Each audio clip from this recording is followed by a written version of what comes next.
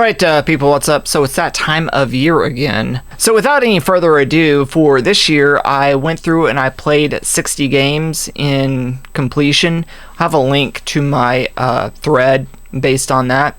And out of those 60 games, 12 of those were new releases. And that list is in order of appearance: Silent Hill: The Short Message, Banishers: Ghost of New Eden, Rise of the Ronin, Stellar Blade, Senua's Saga: Hellblade 2, Elden Ring: Shadow of the Erdtree, Luigi's Mansion 2 HD, Black Myth: Wukong, Astrobot, Silent Hill 2 Remake, Indiana Jones and the Great Circle, and finally Metaphor Refantasio. Out of all these games, I enjoyed all of them for the most part. I had a couple of nitpicks here and there. Like my major nitpick with Banishers was I felt like toward the middle of the game, it began to overstate its welcome.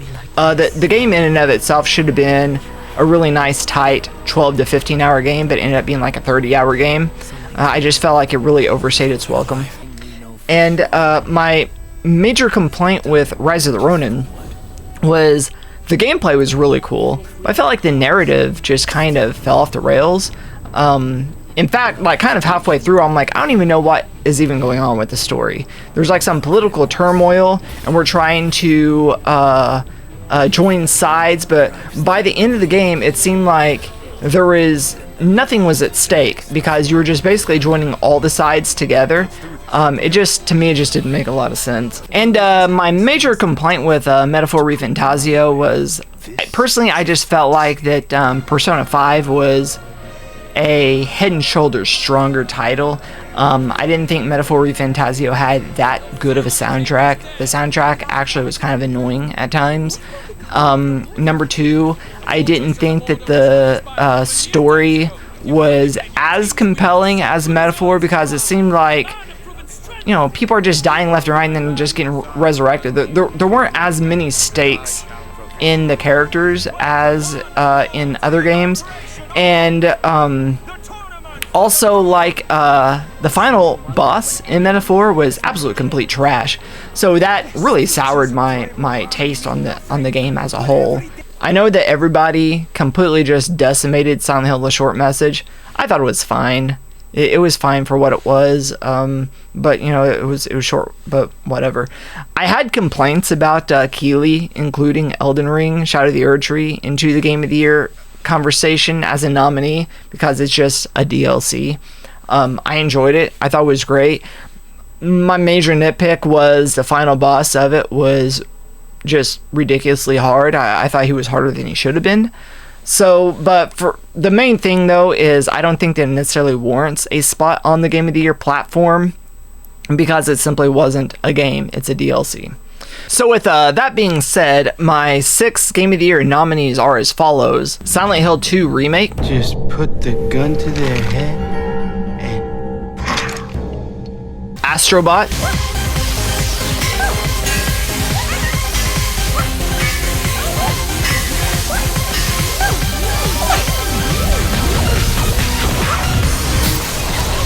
Stellar Blade, Indiana Jones and the Great Circle, อะไรครับ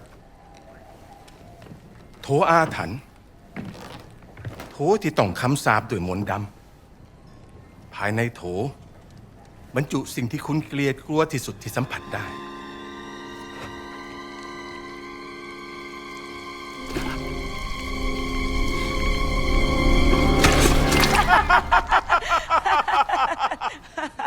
Senua's Saga: Hellblade 2, You tried to run, didn't you? She can't forget. You can never forget. You thought you got away. No, You thought you left it behind in hell. Dillian. Dillian, you're Dillian. You're lovely Dillian. Him. But you will never be free of His this, pain. His suffering. however far you go. and Black Myth: Wukong.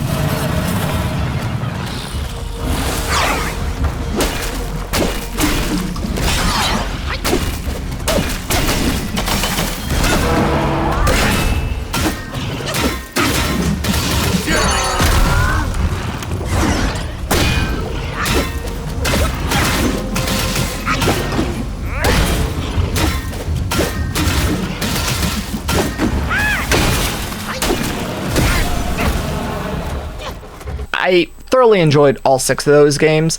Out of all of them, I think Black Myth was the one I enjoyed the least, and that's because toward the end of the game, the difficulty spiked up to such a ridiculous level that it was really maddening. So it was a chore more than anything to roll the credits on.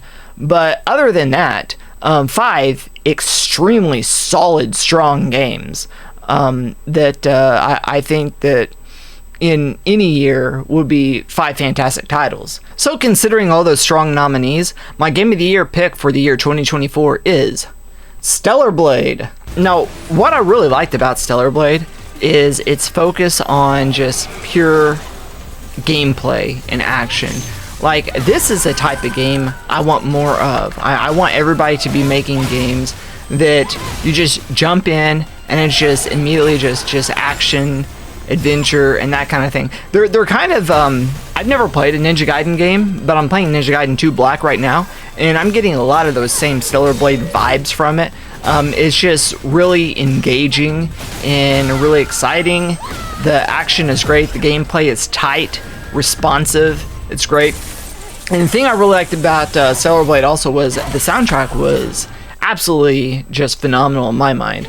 Like, if it's on vinyl, I would love to have it. I would, listen to it just working, on the computer and that kind of thing. It's a great soundtrack. And I thought that the voice acting was really, really well done, too. The story was pretty good. I enjoyed the story. I wasn't confused at the end. I didn't have any, perplexities like what I did with Rise of the Ronin, where by the end I'm like, I have absolutely no idea what the heck is even going on here. So the story was fantastic. Graphics were decent, but out of everything, by far, the best quality of the game was that tight and responsive gameplay and the action. Like, it's just a game that I just jumped fully into and completely immersed myself in.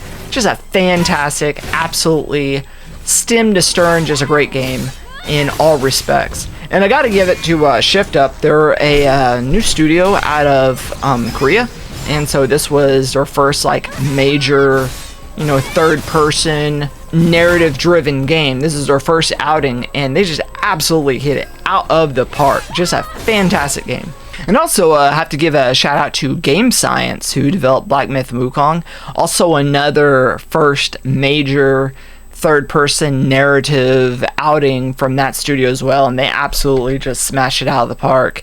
Yeah, as I said, if it wasn't for the final bosses being just so maddeningly difficult, I might have actually given Black Myth the Game of the Year, because I felt like the narrative was much stronger than Stellar Blade with Black Myth, but it's just, once I got to the end of it, it just really started getting very tedious with the difficulty. It was a little too much, to be honest. But all that being said, by far, last year was a decent year. There was a lot of decent games that were played. I jumped into the backlog and played a lot of retro stuff too, as you can see. 49 of the games I beat last year were not new releases. So there was a lot of retro and backlog digging going on last year. So far for this year, looks like we're kind of on a slow start, because it's February 1st right now, and I haven't played a single game that's been released this year. Unless you want to count Ninja Gaiden 2, but I think isn't Ninja Gaiden 2 more or less a remaster than a remake? It's not like what they did with Silent Hill 2, where they just basically did top to bottom a complete reimagining of the game. But other than that, I am looking forward to Avowed.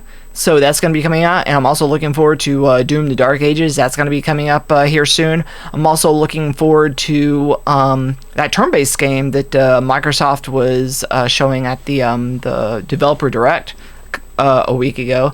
And I'm also looking forward to Book of the South, or whatever that one's called. That one looks pretty cool too. So there's some things I'm looking forward to. Alright, so I guess that's all there is for this. I just want to make a quick video about my Game of the Year pick for 2024. So thanks for watching, and peace out.